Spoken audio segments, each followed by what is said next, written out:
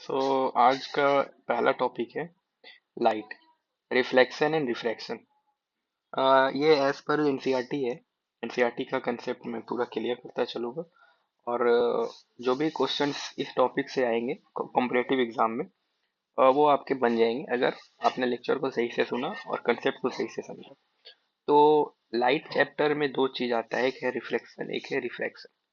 पहले रिफ्लेक्शन से स्टार्ट करते हैं। इसमें है व्हाट मेक थिंग्स विजिबल।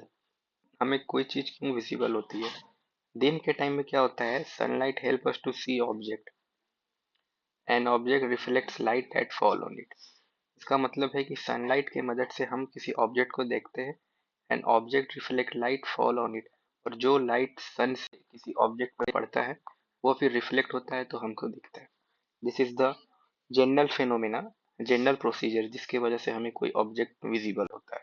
तो क्वेश्चन का पहला आंसर यही है, व्हाट मेक थिंग्स विजिबल।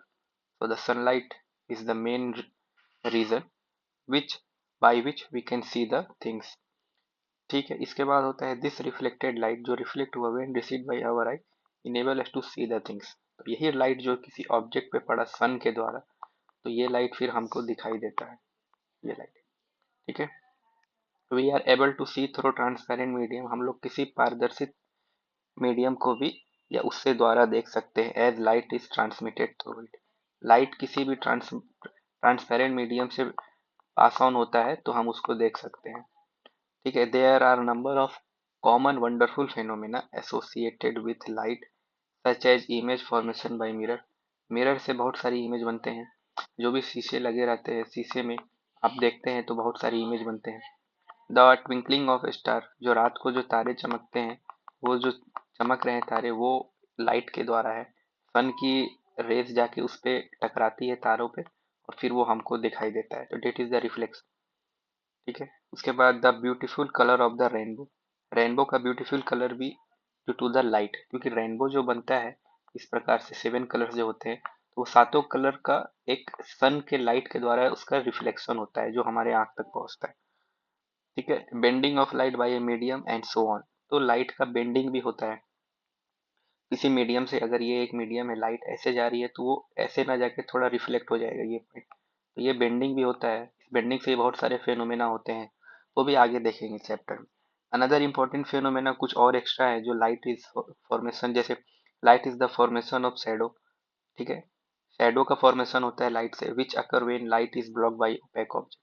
किसी ओपेक ऑब्जेक्ट से अगर लाइट ब्लॉक होता है तो उसका शैडो यहाँ पे ऐसे बनता है। मान लो यहाँ पे एक ओपेक ऑब्जेक्ट है तो यहाँ इसका शैडो इतना दूर का बनेगा, तो ये एक फेनोमेना है। ठीक है, इसके बाद क्या है, by observing the common optical phenomena around us we may conclude that light seem to travel in straight line. बहुत सारे ऑप्टिकल फेनोमेना जो हमारे बीच होते हैं, उससे हम ये बोल सकते हैं कि लाइट एक स्ट्रेट लाइन में ट्रेवल करता है। ठीक है, इस तरह से स्ट्रेट लाइन में लाइट ट्रेवल करता है। ठीक है, the fact that small source of light cast on sharp shadow of opaque object point to this straight line path of light usually indicate as a ray of light। तो वही इसमें बोला गया है, जो फैक्ट है ना, that a small source of light cast a sharp shadow of an opaque object। ये opaque object है ना, यहाँ से लाइट जा रहा है तो इसका ये जो इतना दूर का opaque है, ये कहीं पे इसका शेडो बनेगा। Point two this straight line path, ये जो स्ट्रेट लाइन पाथ है, यहाँ पे मान लो opaque ऑब्जेक्ट है तो इतना दूर का शेडो यहाँ बनेगा, ये स्ट्रेट लाइन है light, usually indicated as ray of light. तो वो रे ऑफ लाइट को इंडिकेट करता है। इसमें कुछ एक दो पॉइंट दिया है, बुक में भी दिया है, तो डू यू नो में ऐसा बताया है। एक्स्ट्रा पॉइंट है, एग्जाम में से इस तरह से क्वेश्चन आ सकते हैं डू यू नो में, मतलब इसको पढ़ने से कंसेप्ट क्लियर होगा। If an opaque object on path of light become very small, light has the tendency to bend around it and not walk in straight line, an effect known as diffraction of light. Diffraction का मतलब है कि यहाँ पे एक opaque object है, light यहाँ से आ रहा है, अगर ये लाइट ऐसे इस तरह से ट्रेवल कर रहा है, यहाँ पे एक छोटा सा कुछ ऑब्जेक्ट है ओपेक ऑब्जेक्ट, तो लाइट थोड़ा सा बेंड हो जाएगा इस तरह से। तो ये बेंड हो गया, स्ट्रेट तो नहीं गया, तो ये बेंड क्यों हुआ, इसी बेंडिंग को बोलते हैं डिफ्रैक्शन।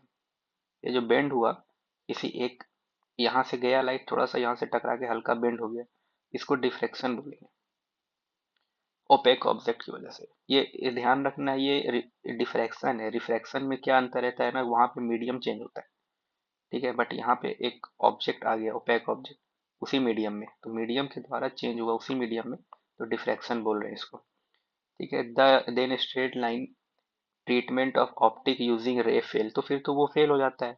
ऑप्टिक में हम लोग क्या बोलते हैं कि स्ट्रेट लाइन में वो ट्रेवल करता है लाइट, तो यहाँ तो फिर वो बेंड हुआ है, यहाँ पे ये बेंड हुआ है, not walk in straight line, इसको डिफ्रैक्शन बोल रहे हैं।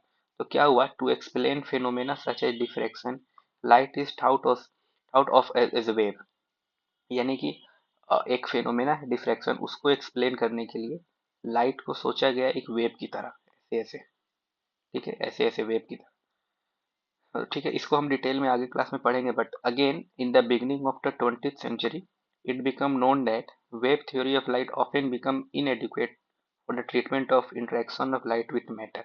तो वेव थ्योरी अपने आप में उतना सक्षम नहीं था बताने के लिए कि जो इंटरेक्शन है लाइट का मैटर के साथ, and light often behave somewhat like a stream of particle, तो कुछ कुछ जगह पार्टिकल की तरह बिहेव कर रहा था, कुछ जगह वेव की तरह।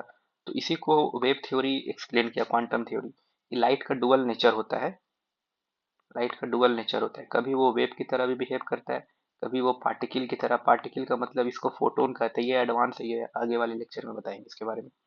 तो इसका जो कंफ्यूजन है, this confusion is about the true nature of light continue, ये कंटिन्यू रहा for many years till modern quantum theory of light emerge. तो मॉडर्न क्वांटम थ्योरी वही बताया कि लाइट का डुअल नेचर है। ये थोड़ा एडवांस कंसेप्ट है, इसको भी बताएंगे बहुत डिटेल में, 11th के क्लास में एनसीईआरटी में भी दिया है फिजिक्स में। तो डुअल नेचर होता है, उसमें क्या कहता है ना, क्वांटम थ्योरी इसमें कहता है इन विच, इसमें क्या है, लाइट इज नाइदर, लाइट ना ही वो वेव है ना ही पार्टिकल है। The new theory reconcile the particle properties of light with the wave nature.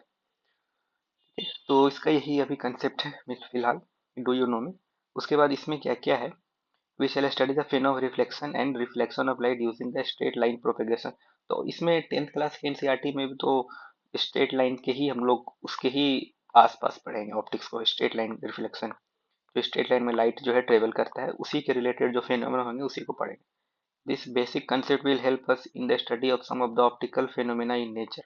पहले क्या क्या है, we shall try to understand in this chapter the reflection of light by spherical mirror. ठीक है, स्फेरिकल मिरर से light का reflection क्या होगा। ठीक है, and reflection of light and their application in real life situation, और रियल लाइफ सिचुएशन में उसका एप्लीकेशन क्या है।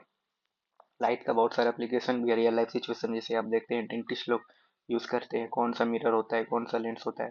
फिर गाड़ी के रियर व्यू मिरर में भी बहुत सारे लेंस होते हैं, मतलब गाड़ी का जो रियर व्यू मिरर होता है उसमें किस तरह का मिरर होता है, क्या उसका प्रॉपर्टीज है, ये सब भी है, बहुत सारा चीज है। तो स्टार्ट करते हैं रिफ्लेक्शन ऑफ लाइट से। तो ये एक हाईली पॉलिश सरफेस, ठीक है, such as mirror reflect most of the light falling on it. एक मिरर है, इस पे लाइट अगर ऐसे गिरता है तो ये बहुत सारा को रिफ्लेक्ट कर देता है। You are already familiar with the law of reflection of light. Law of reflection of light से आप फेमिलियर हैं, अगर नहीं है तो मैं यहाँ पे हूँ बताने के लिए। तो पहला है जो एग्जाम में आता है, लॉ ऑफ रिफ्लेक्शन से ही क्वेश्चन होता है। अभी तक का पढ़ाई बस इतना ही था कि लाइट क्या है, अब यहाँ से स्टार्ट होता है light. Light law of reflection क्या है, angle of incidence is equal to the angle of reflection. इसका मतलब क्या हुआ, मान लो ये एक ऑब्जेक्ट है, ठीक, यहाँ पे लाइट पड़ा इस तरह से और यहाँ से रिफ्लेक्ट किया, और ये बीच में नॉर्मल है। ठीक है, एक मिनट, इस तरह से एक मीडियम मान लो कुछ भी, यहाँ पे लाइट आया, इंसिडेंट हुआ, यहाँ से रिफ्लेक्ट हुआ, ये बीच में नॉर्मल है, ये एंगल एक पेन से बना देता हूँ, इस तरह से है, इस तरह से आया, इस तरह से गया, और ये हो गया नॉर्मल, ये हो गया इंसिडेंट, ये हो गया रिफ्लेक्टेड, ये हो गया इंसिडेंट, ये हो गया रिफ्लेक्टेड, ये हो गया नॉर्मल। इसका मतलब क्या है, the angle of incident is equal to angle of reflection, यानी कि angle I equal to angle R. बस यही की सिंपल सा मतलब है, यही है, ये एंगल ये दोनों एंगल इक्वल है, यही है पहला लॉ। इक्वल है ना, equal to the angle of reflection, ये लाइट गया angle of reflex, angle of incidence है, ये एंगल ऑफ रिफ्लेक्शन है, ये दोनों एंगल इक्वल है। बस ये दोनों एंगल की बात है, ये एंगल। ठीक है, दूसरा लॉ क्या कहता है, the incident ray the normal to the mirror, यानी कि जो इंसिडेंट रे है नॉर्मल टू द मिरर, ये मिरर है, normal to the mirror at a point of incident, ये पॉइंट है इंसिडेंट का, and reflected all lie in the same plane, ये सेम प्लेन में लाई कर रहा है। इसका एक डायग्राम पिक्चर है, मैं दिखा देता हूँ। ये रहा, ये पिक्चर है, ये इंसिडेंट रे है, ये रिफ्लेक्टेड है, बीच में नॉर्मल है, ये एंगल है, एंगल ऑफ इंसिडेंट, ये एंगल ऑफ रिफ्लेक्शन। पहला लॉ के अकॉर्डिंग ये दोनों एंगल इक्वल होगा, angle of incidents is equal to angle of reflection, angle of incident equal to angle of reflection, ये हुआ पहला लॉ। सेकेंड है angle incident ray, reflected ray और नॉर्मल, ये सब एक ही प्लेन है, ये एक प्लेन है, ये एक ही प्लेन में लाई कर रहा है, दिस इज सेकेंड लॉ। एक ही प्लेन है ना, ये देखो एक ही प्लेन है, 2D नहीं है, बस एक सिंगल सा प्लेन है, इस पे ही लाई कर रहा है। एक ऐसे गया, ऐसे टकराया, ऐसे आया, ये प्लेन है, एक ही पॉइंट ऑफ कांटेक्ट, ऐसे आया, ऐसे गया, यहाँ से गया, ये पॉइंट ऑफ कांटेक्ट एक ही है, ये इसी को कहते हैं सिंगल प्लेन। ठीक है, ये है सेकेंड लॉ। ठीक है, अब आ जाओ यहाँ। This law of reflection are applicable to all types of reflecting surfaces, जितने भी तरह के रिफ्लेक्टिंग सर्फेसेस हैं ये लॉ इसमें एप्लीकेबल है, ये क्वेश्चन बन सकता है।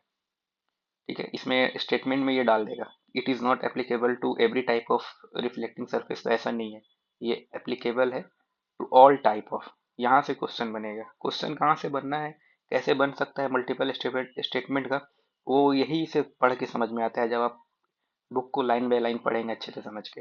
पहला क्वेश्चन बनने का यहाँ से टेंडेंसी है, याद रखना। ठीक है, you are familiar with the formation of image by plane mirror, सब कुछ बताऊंगा, नहीं फेमिलियर हो तो सब कुछ बताओ, सब कुछ सीखेंगे। ठीक है, what are the properties of image, वो भी बताऊंगा।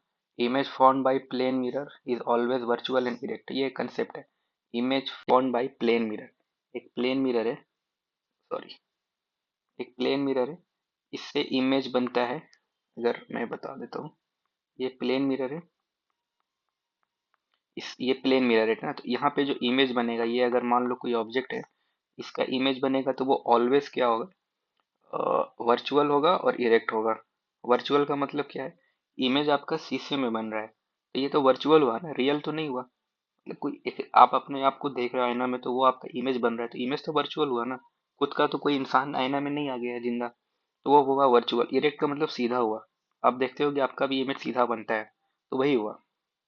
इसका मतलब image form by a plane mirror is always virtual and erect, size of the image is equal to the object, erect वही हुआ, इक्वल होगा, आपका भी ऑब्जेक्ट और दोनों का साइज इक्वल होगा। Image form is as far behind the mirror as the object is in front of it, और जितने दूर पे आप रहोगे डिस्टेंस भी इक्वल होगा। तो ये प्लेन मिरर का प्रॉपर्टीज हुआ, प्लेन मिरर में इतना प्रॉपर्टीज होता है। ठीक है, जो इमेज है वो वर्चुअल होगा, इरेक्ट होगा, पहला। दूसरा होगा आपका सेम साइज का बनेगा, और तीसरा डिस्टेंस सेम होगा दोनों के बीच का, ये दोनों डिस्टेंस जो है सेम होगा। ठीक है, ये हुआ। उसके बाद क्या है, further image is laterally inverted. ठीक है, ठीक है, इमेज लेटरल इन्वर्टेड भी बन सकता है, वो दूसरे केस में। How would the how image भी when the reflecting surface are curve, जो कर्व होगा तब क्या होगा, ये तो प्लेन है, स्ट्रेट है, कर्व होगा तो क्या होगा, उसको देखते हैं। Curve surface of shining spoon could be consider as curve mirror, जो चम्मच होता है ना, इस तरह से उसका जो कर्व सरफेस होता है वो shining spoon. Most commonly use type of curve mirror is spherical mirror, जो कर्व मिरर होता है मोस्ट कॉमनली वो स्फेरिकल होता है, कनकेव और कन्वेक्स में। ठीक है, the reflecting surface of such mirror जो होता है ना, can be consider to form a part of surface as a sphere, जो रिफ्लेक्टिंग होता है ना, ये वाला रिफ्लेक्टिंग पार्ट इतना दूर, ये पार्ट ऑफ स्फेयर होता है, वो भी रिफ्लेक्ट करता है। सच मिरर, जो उस तरह के जो मिरर होते हैं ना, whose reflecting surface are spherical are called spherical mirror, जिसका रिफ्लेक्टिंग सरफेस स्फेरिकल है, ये वाला, ये पार्ट जो स्फेरिकल है, ये वाला, इसी को कहते हैं स्फेरिकल मिरर। इसको अब हम पढ़ेंगे कुछ डिटेल में। तो अभी इस इस चैप्टर का जो स्टार्टिंग इंट्रोडक्शन अभी इतना ही है। इंट्रोडक्शन के बाद अभी नेक्स्ट नेक्स्ट कंटेंट में मैं पूरा इसका कैसे कैसे इमेज बनते हैं मिरर में, किस टाइप के बनते हैं, कहाँ बनते हैं, जो एग्जाम में आते हैं, विथ क्वेश्चन मैं आपको बताऊंगा। तो इस वीडियो में अभी इतना ही, इंट्रोडक्शन था, इसमें बस दो तीन बात याद रखना है। पहला तो है कि ये लॉ याद रखना है, लाइट का रिफ्लेक्शन का दो लॉ है। ठीक है, ये एनसीईआरटी में भी दिया है। और इसमें एक दो चीज फिनोमेना कुछ याद कर लेना, लाइट के द्वारा जो होता है, जो हम लोग देखते हैं। और इसमें एक चीज है, इसका डुअल नेचर है, ये तो हालांकि एडवांस चीज है, ये आपको बाद में पता चलेगा। बट ऐसा भी एक एक्सेप्शन है जो आप समझ सकते हैं, लाइट जो है दोनों तरीके से बिहेव करता है।